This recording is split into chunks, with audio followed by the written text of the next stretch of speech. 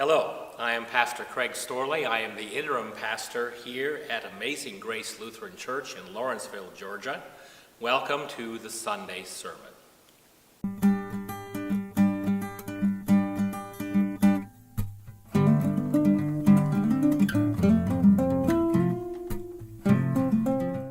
I have two people that I still have fairly close acquaintances with from St. Luke Lutheran, where I did an internship.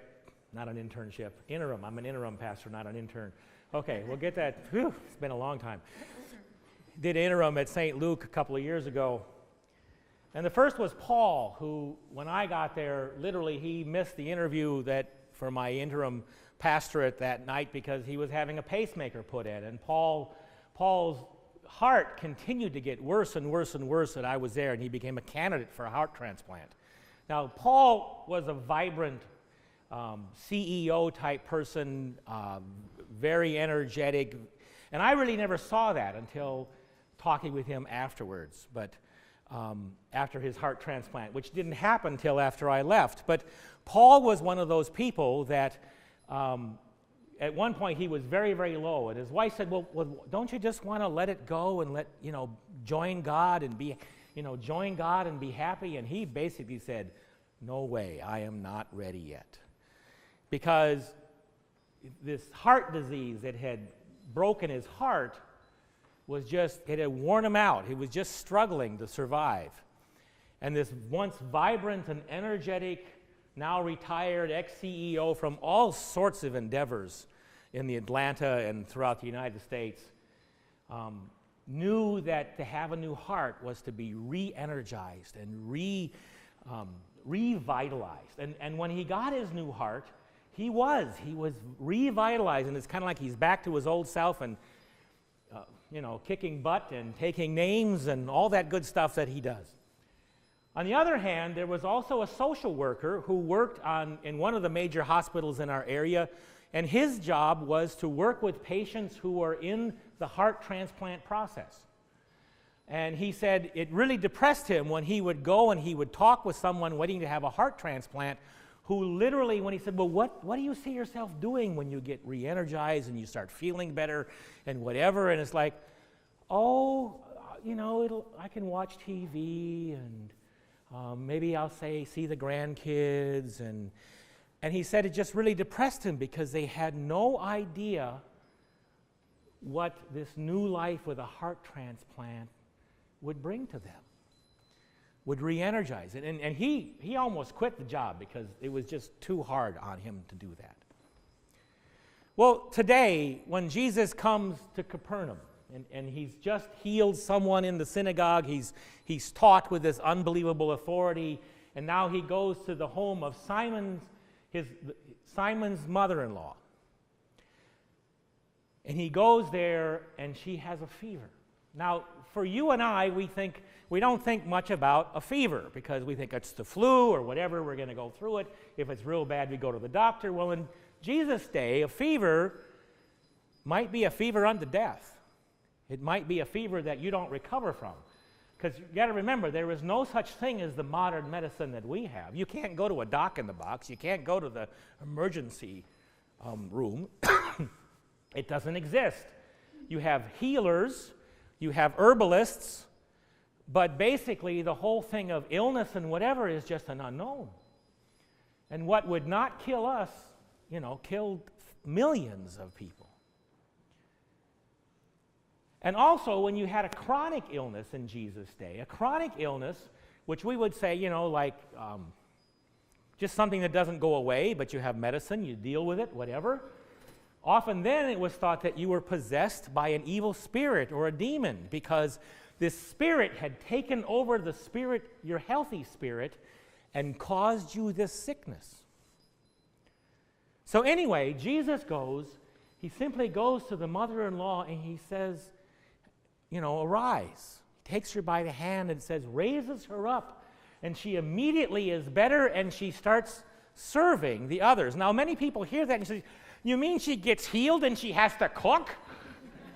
I mean, that's just like unfair. And of course, in our day and age, women aren't just homemakers, aren't just taking care of the house, but in Jesus' day, the mother-in-law was, her call in life was to be the mother, the matriarch of the family. She was then suddenly, we don't know how long she was sick. She may have been sick for days.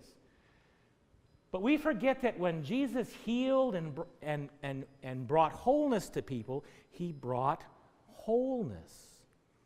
He brought completion to them.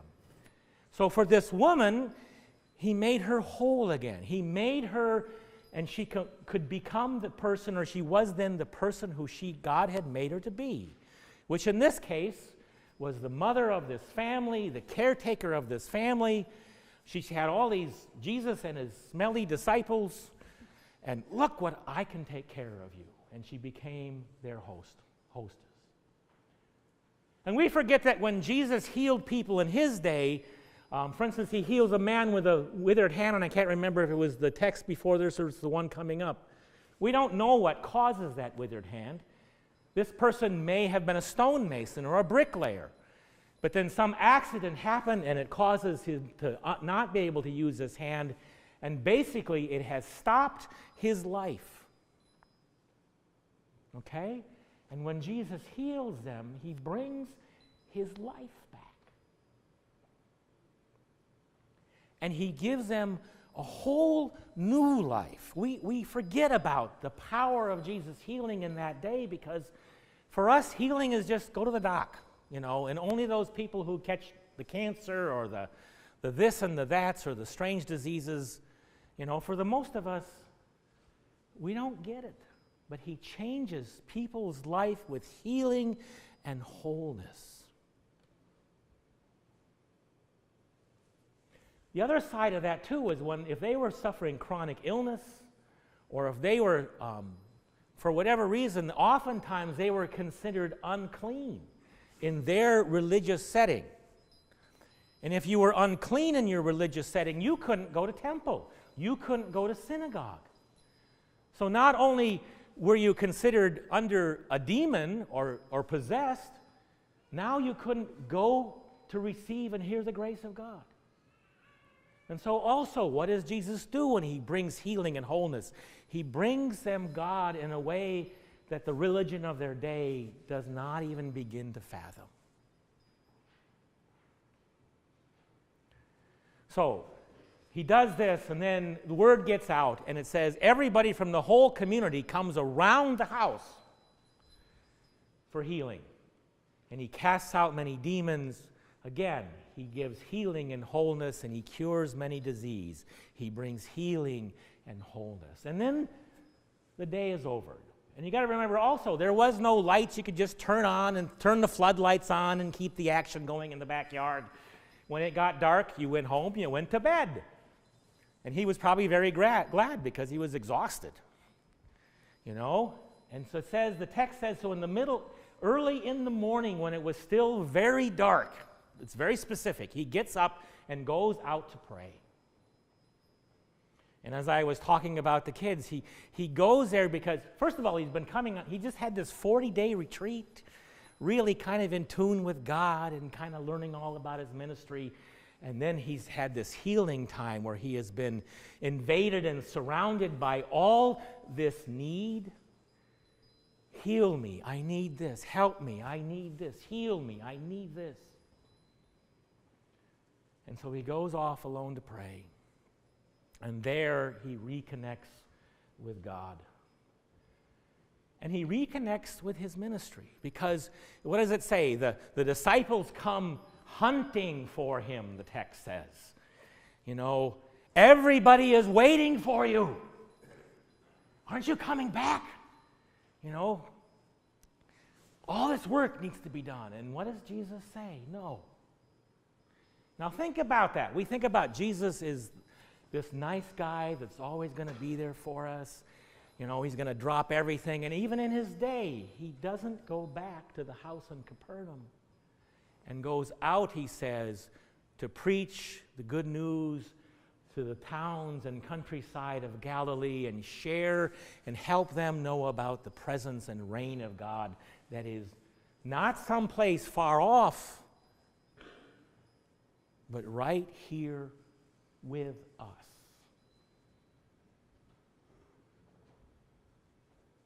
So what does this have to do with us? We are in the midst of Interim. I hope and I pray that you all are taking time to pray and sit with God and ask, Lord, where are you calling us?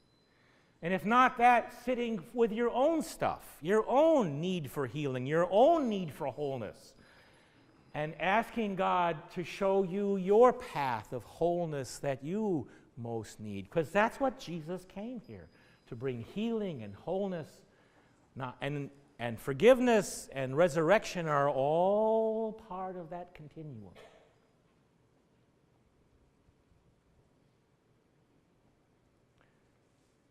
And if you're really courageous, I invite you to come tomorrow night and join us for our discerning prayer group. To sit and be centered in God with those questions.